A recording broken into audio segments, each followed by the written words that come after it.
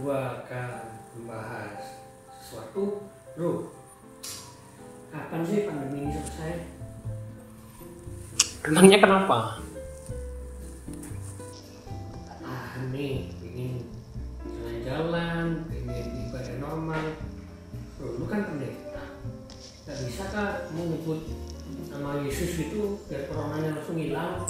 Nyebut gundulmu jadi pendeta atau tidak itu sama-sama punya kuasa kalau mau minta, ya kan. Tapi kalau mintanya tidak realistis gini, ya siapa yang mau ngasih, ya kan.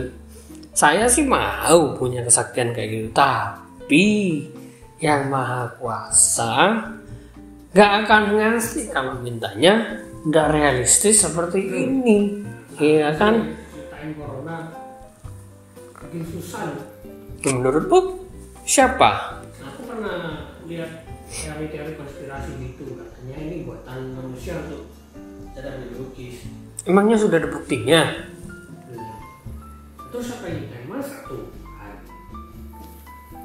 Nah, Alkitab mengatakan bahwa Tuhan Allah yang menciptakan alam semesta ini. Kita harus berangkat dari situ dulu dong, ya kan? Kan COVID-19 ini bagian dari alam semesta, ya kan? Nah, jadi alam semesta ini ciptaan Allah, bukan seperti teori-teori dari ilmuwan-ilmuwan yang mengatakan alam semesta ini terjadi karena evolusi. Ada yang mengatakan karena Big Bang, suatu ledakan, ya kan? Nah, seluruh alam semesta ini adalah ciptaan Tuhan. Untuk COVID-19 kita akan lihat lebih dalam lagi, ya kan. Kalau dia memang bagian dari alam semesta, tentu ada peran serta Tuhan di dalamnya. Salah bro, hanya dampaknya negatif loh. Kasus positif aja hampir 10 juta, yang meninggal hampir 500.000 orang. Gereja banyak yang gak ibadah gara-gara corona. Belum lagi masalah ekonomi, 1,5 juta karyawan putus kerja. Sektor pelayanan udara kehilangan 207 miliar. Angka kunjungan turis di Indonesia menurun 6.800 orang per hari. Impor Indonesia sepanjang Januari sampai Maret 2020 menurun 3,7%. Inflasi bulan Maret juga naiknya itu 2,96%. Ayo kita lihat firman Tuhan ya, supaya kita sama-sama mengerti. Ayo, kamu baca Kejadian 1 ayat 1. Pada mulanya Allah menciptakan langit dan bumi. Oke. Kata menciptakan di Kejadian 1 ayat 1 di situ memakai kata bara. Ya. Artinya apa? Artinya adalah menciptakan dari yang tidak ada menjadi ada. Dari yang kosong, ini kan kosong, ya kan? Tuhan itu bisa menciptakan dari yang kosong ini menjadi sesuatu, ya, menjadi sesuatu yang berada. Itu makna kata bara. Jadi seluruh alam semesta ini adalah ciptaan Tuhan. Nah, beda dengan manusia. Gak ada manusia itu yang bisa membuat sesuatu dari yang kosong. Ada 8 bisa. Alah, itu trik. Orang kalau belajar sulapan juga bisa, ya kan. Sulapan itu kan tidak nyata, ya kan. Ini faktanya bahwa memang Allah itu menciptakan dari kekosongan menjadi ada. Beda ya dengan manusia. Nah, ada seorang filosof Arab namanya Al-Kindi. Jadi dia mengatakan Tuhan itu Esa, dia pencipta dari tiada, bahasa Arabnya Al-Mubdi, yang mempertahankan atau memelihara keberadaan segala sesuatu yang telah dia ciptakan dari tiada. Nah, alam semesta itu diciptakan dalam waktu atau mudat bahasa Arabnya. Saya tidak tahu lafalnya gimana, ya, tapi itu kata dari Al-Kindi ini. Nah, alam semesta yang diciptakan haruslah mempunyai pencipta, karena alam itu terbatas, termasuk waktu. Semuanya terbatas. Sesuatu yang terbatas itu harus diciptakan. Loh, masa Allah menciptakan corona? Nah, sekarang saya balik nanya. Siapa yang ciptakan neraka? Ya Tuhan Allah. Nah, kenapa kamu bingung siapa yang ciptakan corona? Kok enggak bingung siapa yang ciptakan neraka? Coba saya tanya lagi ya. Apa dampak dari corona ini? Ekonomi terpuruk, banyak di PHK, bosan, stres, banyak orang mati. Memangnya kalau Tuhan ciptakan corona, apa Tuhan jahat? Menurutku sih enggak. Di Alkitab kan banyak tuh Tuhan juga memakai orang-orang jahat ya kan, kayak Paulus ya kan, belum di perjanjian lama, tapi kok sulit ya menerima Tuhan itu yang menciptakan. Nah ini, ayo kita selidiki sama-sama. Di virus ini adalah makhluk yang memiliki status kehidupan dan serupa dengan makhluk hidup lainnya dalam hal gen. Jadi sama ya, makhluk virus dengan makhluk hidup lainnya. Nah, coronavirus atau Coronaviridae adalah nama famili atau keluarga virus yang dapat menyebabkan penyakit pada manusia dan binatang. Jadi COVID-19 ini bisa sakit manusia dan binatang. Nah, COVID-19 ini adalah penyakit yang disebabkan oleh jenis coronavirus baru, yaitu SARS-CoV-2. Nanti ada tulisannya di sini. Yang dilaporkan pertama kali di Wuhan di Tiongkok ya, pada tanggal 31 Desember 2019 pas tahun baru ya.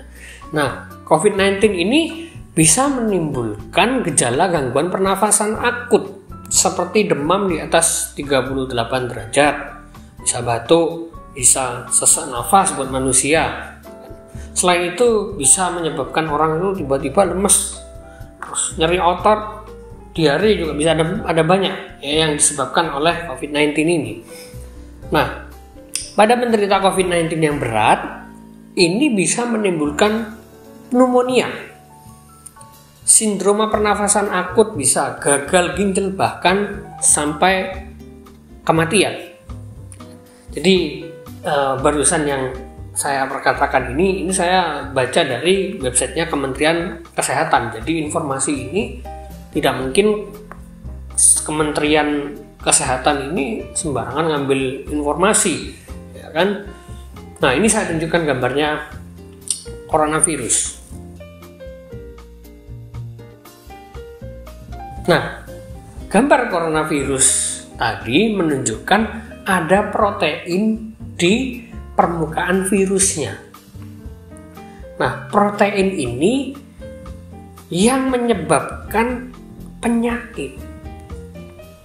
Kebanyakan rata-rata virus yang menyebabkan penyakit pada mamalia dan manusia adalah zoonosis. Jadi zoonosis itu berasal dari hewan. Artinya virus ini berasal dari hewan. Jadi tidak mungkin diciptakan manusia ya? Iya dong, tidak mungkin ciptaan manusia, kan berasal dari hewan. Mana mungkin manusia bikin virus terus ditaruh di hewan? Ngapain, kurang ajaraan. Iya toh. Tapi ya kita tidak pernah disebut ada virus, tidak pernah. Tuh, virus memang tidak pernah disebutkan dalam Alkitab, termasuk dalam kisah penciptaan. Tidak ada Tuhan bilang, oh jadilah virus pada hari ke berapa misalnya ya. Memang tidak ada. Tapi kalau tidak ada di Alkitab, apa berarti tidak ada? Namamu juga tidak ada di Alkitab. Apa berarti kamu tidak ada? Nah, di Alkitab secara implisit kita bisa temukan yang namanya virus ini. Masa? Ayo baca Keluaran 12 ayat 15. kamu makanlah roti yang tidak beragi 7 hari lamanya. Pada hari pertama pun kamu buanglah segala ragi dari rumahmu, sebab setiap orang yang makan sesuatu yang beragi dari hari pertama sampai hari ke-7, orang itu harus dilenyapkan dari antara Israel. Baca lagi Lukas 13 ayat 21. Ia seumpama ragi yang diambil seorang perempuan dan diadukan ke dalam tepung terigu 3 sukat sampai kamir seluruhnya. Apa yang sama dari kedua ayat itu? Ragi. Nah, setiap ragi dan bakteri yang digunakan untuk makanan itu pasti punya virus yang fungsinya untuk menghilangkan bakteri jahat. Jadi dalam ilmu virologi, virus yang menyerang bakteri jahat disebut bakteriofag. Nah, ini ada nama prosesnya, yaitu proses fermentasi. Nah, proses fermentasi makanan atau roti yang beragi membutuhkan peran serta virus ini untuk menghilangkan bakteri jahatnya. Jadi, menurutmu virus sudah ada apa belum sejak zaman dulu? Ada. Sudah ada. Tidak perlu Tuhan tulis, menciptakan virus. Apa kaitannya, apa kepentingannya Tuhan menulis virus dalam kisah penciptaan? Tidak perlu kan? Tuhan juga tidak pernah bilang menciptakan oksigen, tapi oksigen itu ada. Tidak perlu dibahas, ditulis di Alkitab. Kalau itu semua harus ditulis, kamu mau bawa Alkitab sebel itu apa?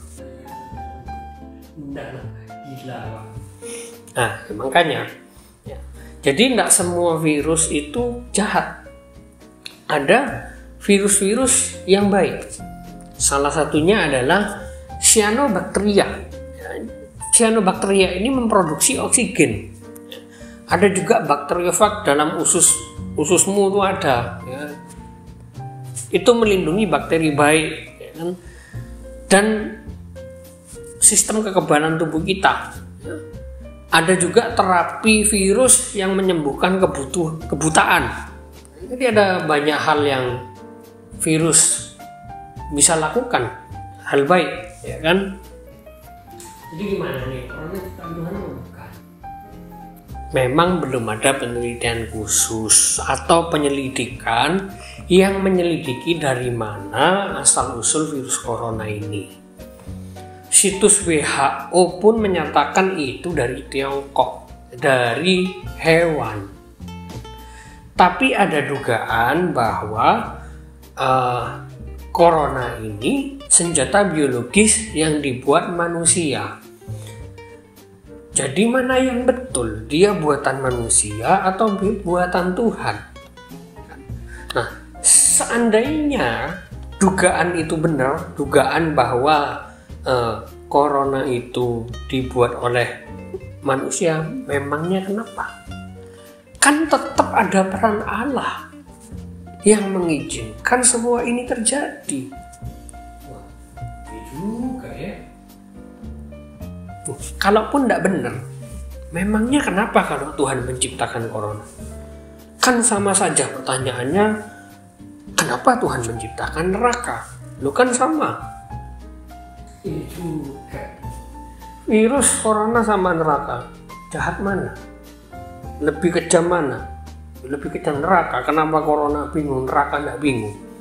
Ya kan? Nah, kedaulatan Tuhan yang mengizinkan pandemi ini terjadi. Dan kedaulatan Tuhan ini tidak serta-merta mengurangi yang namanya kekudusan dan kasih Allah terhadap manusia. Semua pergerakan di alam semesta ini sudah ada dalam rencananya sejak kekekalan masa lalu. Dan ini semua terukur secara akurat dalam pengetahuannya Tuhan dan kebenaran yang ada dalam dirinya Tuhan. Coba menurutmu, apa dampak positifnya? Coba renungkan dulu.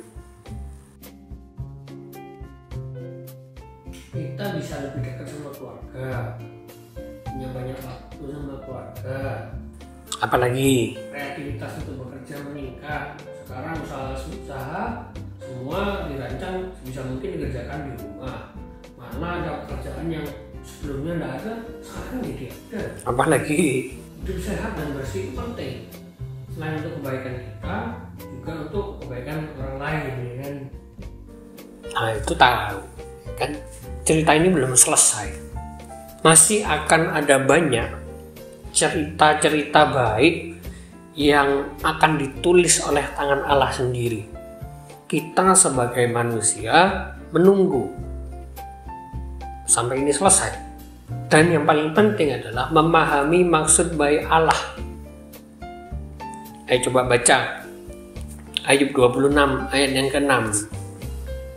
Dunia orang mati terbuka di hadapan Allah, tempat kebinasaan pun tidak ada tutupnya. Tempat kebinasaan pun tidak ada tutupnya. Kita pergi kemana-mana jadi khawatir kan? Gitu. Seakan-akan semua tempat itu tempat kebinasaan kan? Tapi bukan berarti lalu kita boleh pergi tanpa mempedulikan kesehatan kita. Ini namanya mencobai Tuhan kan? Ayat tadi bilang apa? Tempat kebinasaan pun tidak ada tutupnya. Artinya mata Allah ada di mana-mana. Walaupun kita orang percaya, orang yang mengasihi Tuhan, orang yang dikasihi Tuhan, tidak berarti kita boleh, oh ya sudah, Tuhan sayang sama aku, tidak mungkin aku tertular. Lalu kita mengabaikan, menjaga jarak, menjaga kesehatan. Wah, ini mencobai Tuhan ini. Maksud ayat ini adalah mata Tuhan mengawasi orang-orang percaya. Dia akan melihat bagaimana orang-orang percaya itu setia kepadanya. Nah, jadi ciptaan Tuhan atau bukan, corona ini tidak ada satupun yang mengetahui. Belum ada penyelidikan. Penyelidikan dilakukan pun gimana cara ngeceknya. Ada yang bilang ya, corona ini bukan ciptaan Tuhan. Ada yang bilang gitu. Tidak ada corona ini zaman Adam. Tapi sejak manusia jatuh dalam dosa, baru corona itu ada. Corona itu berevolusi, awalnya virus yang buruk, terus karena dosa dia juga berevolusi, ya kan? Jadi virus yang jahat. Ada yang bilang gitu, ya kan? Ada juga yang bilang corona ini ciptaan manusia, kan? Ini kan jadi bingung gitu loh kita. Ada yang bilang juga, oh ini ciptaan Tuhan, ya kan? Mana yang benar? Tidak ada yang tahu. Corona ini diciptakan Tuhan atau tidak ada yang tahu, ya kan? Yang pasti apa? Yang pasti adalah wabah ini terjadi atas seizinnya Tuhan. Ada peran Tuhan di situ. Dan Tuhan ingin kita untuk mengerti apa maksud baiknya. Jadi kita jangan suuzon dulu ya sama Tuhan. Oh Tuhan jahat, Tuhan menciptakan ini, dampaknya buruk. Ada dampak baiknya. Dan tangan Tuhan belum selesai menulis karyanya. Tuhan Yesus memberkati.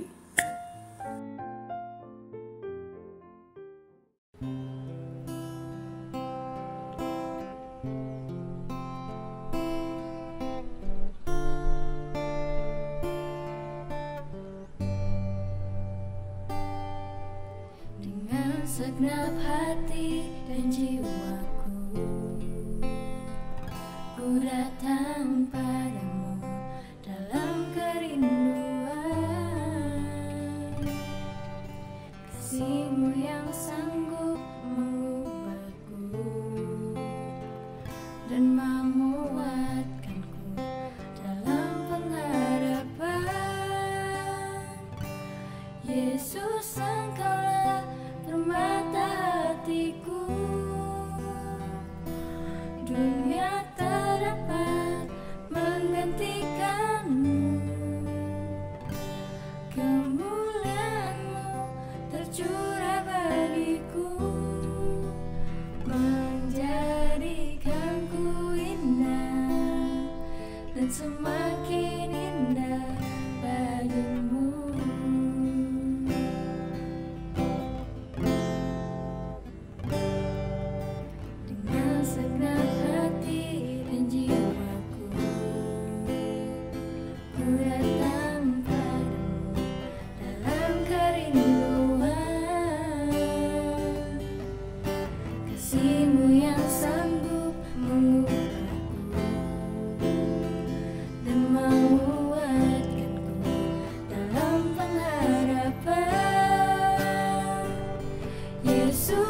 Engkaulah permata